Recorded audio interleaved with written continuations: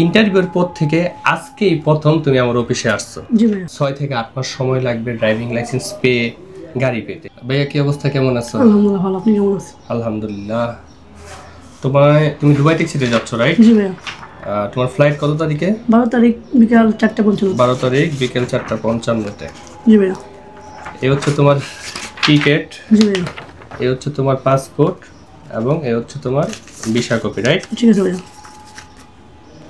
দেন এই হচ্ছে তোমার বিএমইটি মেইন পাওয়ার কার্ড। জি। এটা হচ্ছে দুবাই যাওয়ার পরে যে তোমাকে রিসিভ করবে, হ্যাঁ, তার হাতে এই কপিটা দিয়ে দিবা। এটা এখানে আছে তোমার পাসপোর্ট কপি, ভিসা কপি আর হচ্ছে ছবি, জি। যেটা কিনা তোমার পরবর্তী স্টেপের জন্য সেখানে এটা সাবমিশন দিতে হয়। জি। আর এটা হচ্ছে তোমার আমাদের অফিসিয়াল কন্ট্রাক্ট ফর্ম, যেখানে যাওয়ার পরে সুযোগ সুবিধা, স্যালারি, এভরিথিং, কি কি ভালো মন্দ, এভরিথিং সবকিছু এটার ভিতরে উল্লেখ করা আছে। যাতে এবং এটার ভিতরে কিছু বিষয় উল্লেখ করা আছে যে কিনা তুমি এখানে যাওয়ার পরে যদি এরকম কোনো ক্রাইম এবং এরকম কোনো কাজে জড়িত হও, তাহলে সেক্ষেত্রে তোমাদের কোনো দায়ভার এবং কোনো রিস্ক আমরা নিব না, রাইট?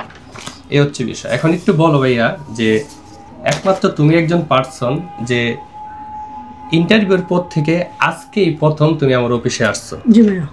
রাইট? জি।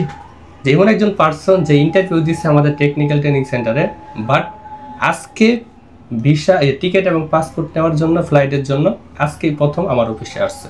এ পর্যন্ত আমার অফিসে আসে না। এতটুকু বিশ্বাসের সাথে ওই লেনদেন করছে। তুমি যে লেনদেন করছো, লেনদেনগুলো একটু বলো যে কিভাবে লেনদেন করছো। আমি অ্যাকাউন্টের মাধ্যমে করছি, আমার আসতে হয় নাই। এটা বিশ্বাস ছিল যে না, এতদিন ওয়েট করছি, আর কিছুদিন ওয়েট, সমস্যা নাই, এই কারণে আসা হয় না, বা এই লাস্টে আসলাম।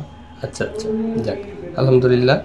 এখন বিষয় হচ্ছে যে তুমি যে আমাদের মাধ্যমে অ্যাপ্লাই করছো এবং এখন 12 তারিখের ফ্লাইটে যাচ্ছ, এবং অনেকে তো বলতেছে এখন তো ভিসা বন্ধ আছে, একটু প্রবলেম চলতেছে আমাদের বাংলাদেশের প্রবলেমের কারণে, কিন্তু তারপরে কিন্তু ভিসা স্লোলি হচ্ছে। আমাকে অনেকে বলছে যে ভিসা বন্ধ, হ্যান ত্যান, আমি কার কথা কান দিইনি। আমার একটা বিশ্বাস হয়েছে কপাল যেটা সেটা হবে। হ্যাঁ, তাই এই যে তুমি একজন পার্সন যেটা কিনা শুধু ফ্লাইটের দিন তুমি আসছো ভিসা নিতে, একটাই কথা যে দুবাই যাচ্ছ, দুবাই ট্যাক্সিতে যাচ্ছ, সেখানে যাওয়ার পরে 6 থেকে 8 মাস সময় লাগবে ড্রাইভিং লাইসেন্স পেয়ে গাড়ি পেতে। সেই টাইমটা তোমার ট্রেনিং অবস্থায় ট্রেনিং পিরিয়ডে থাকতে হবে। কোম্পানি এখানে তোমাকে থাকার জায়গা দিবে। খাবারের জন্য 2 মাস পর থেকে 500 করে 2 মাস পর থেকে খাবারের জন্য টাকা দিবে।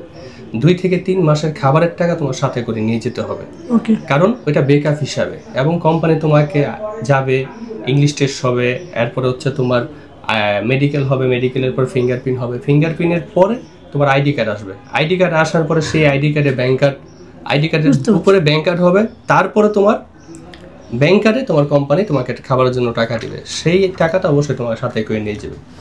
আর যাওয়ার পরে বিভিন্ন লোকে বিভিন্ন কথা বলবে, কারো কথা কান না দিয়ে যে কোনো বিষয়, যে কোনো প্রবলেম তুমি ফেস করো, অবশ্যই ইনশাল্লাহ আমাকে নক দেবা। আমি ইনশাল্লাহ সাথে সাথে তোমাকে রিপ্লাই দেওয়ার চেষ্টা করবো, ঠিক আছে?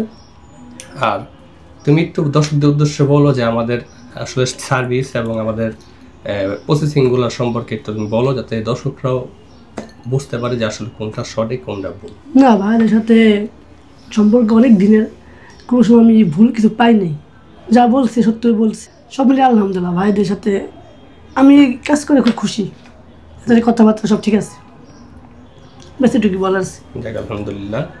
আজকের ভিডিওটা এতটুকুই। ইনশাল্লাহ আপনারা যারা এখনও চাচ্ছেন যে দুবাই ট্যাক্সিতে যাবেন, অবশ্যই আপনারা স্ক্রিনে দেওয়া নাম্বার এবং ডিসক্রিপশনের নাম্বারে যোগাযোগ করে সরাসরি অফিসে এসে যাচাই বাছাই করে আপনারা অ্যাপ্লাই করুন।